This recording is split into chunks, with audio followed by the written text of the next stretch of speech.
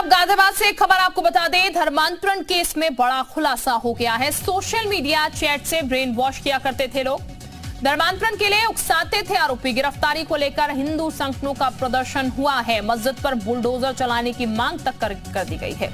तो social media से बच्चों का ब्रेन वॉश किया जा रहा था, अब सोशल मीडिया का भी सहारा लिया जा रहा है, जिससे बरगलाया जा रहा है बच्चों को। गाजियाबाद में कुछ इसी तरीके का मामला सामने आया है, जिसमें ऐसी जानकारी सामने आई है कि सोशल मीडिया को जरिया बनाकर बच्चों को बरगलाया गया। कुछ मैसेजेस ऐसे हैं जो कि यहां पर सामने आए हैं चैट के। गाजियाबाद में नाबालिग जैन लड़की के ऑनलाइन गेम के जरिए किए गए धर्मांतरण मामले में नाबालिग की गई चैट सामने आई है, जिसमें नाबालिग बच्चे और गिरफ्तार आरोपी नन्ही के साथ ही कुछ अज्ञात लोगों के साथ चैट की गई है। सामने आई चैट बेहद चौंकाने वाली है। चैट में नाबालिग बच्चा गिरफ्तार मस्जिद के मौलवी अब्दुल रहमान उर्फ नन्ही से नमाज पढ़ने के बारे में पूछता है। नाबालिग बच्चा नमाज पढ़ने के लिए मस्जिद की जगह होने के बारे में कई दिन तक लगातार पूछता है। इसके साथ ही कई अन्य नंबरों से भी नाबालिग को नमाज पढ़ने और उसके फायदे के बारे में बताया गया। इस चैट से साफ है कि नाबालिग को परिवर्तन के जाल में फंसाया गया है।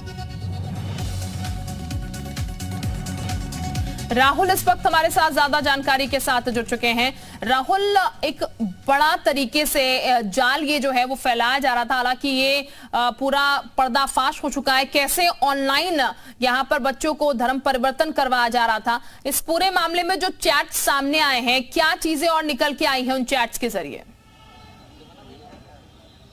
देखिए, पूरी जो जानकारी है कहीं सीधे तौर पे उस पर लिया गया है कि ऑनलाइन तरीके से, क्योंकि जो ये पूरा मास्टरमाइंड था, जो गेम के जरिए कहीं सीधे तौर पे उस बच्चे को ब्रेन वॉश वहाँ पर किया जाता था।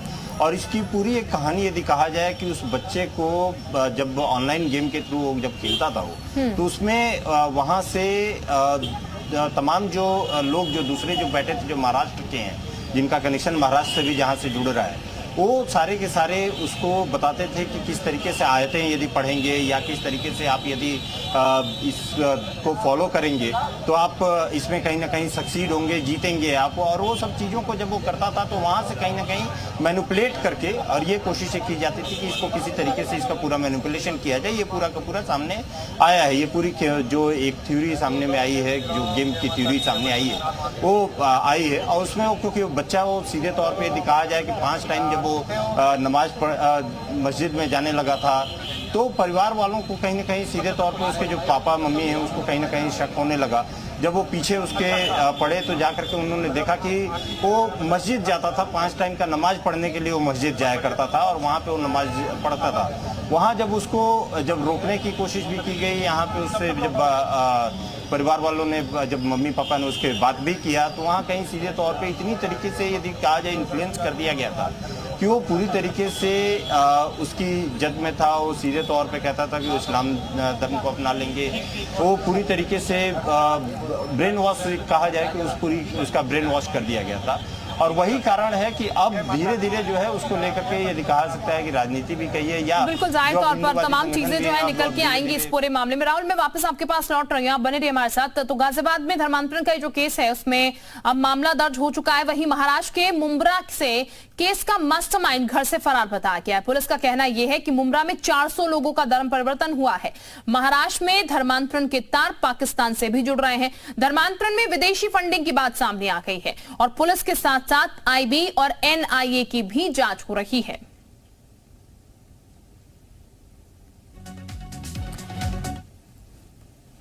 क्या कर रहे हो, क्या करना है और कैसे क्या है। तो ऐसे में बच्चों का माइंड डाइवर्ट ही रहता है और वो इधर उधर की बातों में मतलब बहुत ज़्यादा क्यूरियोसिटी रहती है। और वो क्यूरियोसिटी कहाँ से शांत हो गई कोई ज़रूरी नहीं है। हो सकता है वो कोई किताब पढ़े या कुछ भी देखे, उससे हो जाए। और अगर ऑनलाइन माध्यम से 2 वे कन्वर्सेशन हुआ और उसकी बात उसको समझ में आ गई तो कई बार बच्चे उस पर डाइवर्ट हो जाते हैं। तो इसके लिए बच्चे का कोई बहुत बड़ा वो नहीं है।